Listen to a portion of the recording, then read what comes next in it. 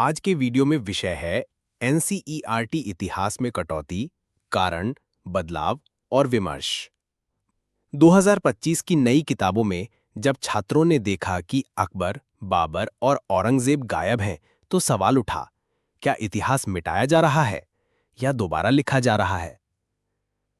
आइए समझते हैं ये बदलाव क्यों हुए, कब हुए और इनके पीछे की सोच क्या है।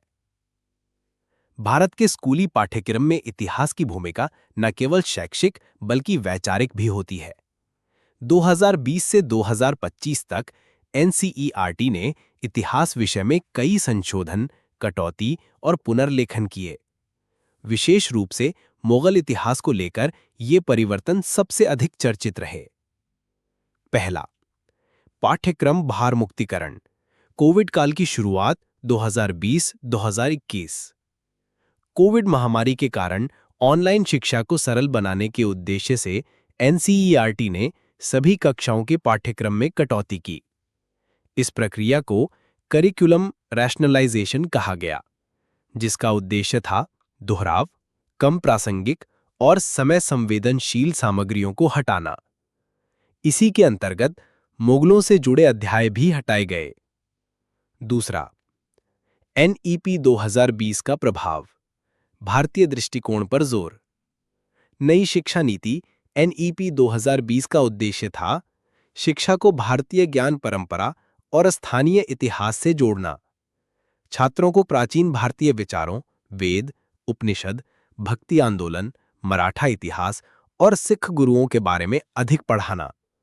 इसी दृष्टिकोण से मुगल और दिल्ली सल्तनत जैसे अध्यायों की भूमिका सीमित या समाप्त कर दी गई। तीसरा, राजनीतिक और वैचारिक दबाव 2021-2025। सत्ता में बैठे कई संगठनों और नेताओं ने बार-बार यह आरोप लगाया कि इतिहास में इस्लामी शासकों का महिमा मंडन हुआ है। इसलिए अब जरूरत है कि स्वदेशी गौरव को केंद्र में रखा जाए। इस वैचारिक आंदोलन ने पाठ्यपुस्तकों की दिशा को प्रभावित किया। मुगलों के स्थान पर मराठों, गुरुओं, क्षेत्रीय राजाओं और आदिवासी नेताओं को स्थान मिला। चौथा, इतिहास लेखन पर पुनर्विचार की मांग। कुछ इतिहासकारों ने तर्क दिया, एनसीईआरटी की पुरानी किताबें उत्तर भारत केंद्रित थीं। दक्षिण भारत, आदिवासी समाज, स्त्रियां, पिछड़ी जातियां, लोक इतिहास, इनका पर्याप्त प्रतिनिधित्व नहीं था। इसलिए जरूरत थी संतुलित इतिहास लेखन की। पांचवां, पाठ्यक्रम से हटाए गए प्रमुख अध्याय 2023-2025। कक्षा 6, kingdoms, Kings and an early Republic, new questions and ideas, Buddha Jain विषय संक्षिप्त। 7, द मुगल एम्पायर, दिल्ली सल्तनत, संक्षिप्तीकरण या हटाया गया। 8, मुगल या सल्तनत को यहां स्थानांतरित किया गया, नए अध्यायों में सख्त भाषा। 10, democracy and diversity, popular struggles, challenges to democracy, पूर्णतः हटाए गए। 11, सिटीजनशिप, नेशनलिज्म, सेक्युलरिज्म, कटौती। 12, kings and chronicles, the Mughal courts, पूरा अध्याय हटाया गया। इंडियन पॉलिटिक्स आफ्टर इंडिपेंडेंस, शुरुआती दशक और गुजरात दंगे हटाए गए। समाजशास्त्र, जाति, धर्म, लिंग आधारित असमानता, कई हिस्से हटा दिए गए।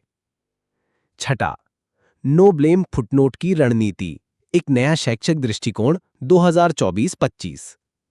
एनसीईआरटी ने नई पुस्तकों में नो ब्लेम फुटनोट्स जोड़े। ये फुटनोट कहते हैं, छात्रों को निर्णय की स्वतंत्रता देना। यह एक वैचारिक और कानूनी रक्षा कवच भी है, ताकि राजनीतिक धार्मिक विवाद से बचा जा सके। उदाहरण, औरंगजेब जैसे विषयों पर ना पक्ष न विपक्ष।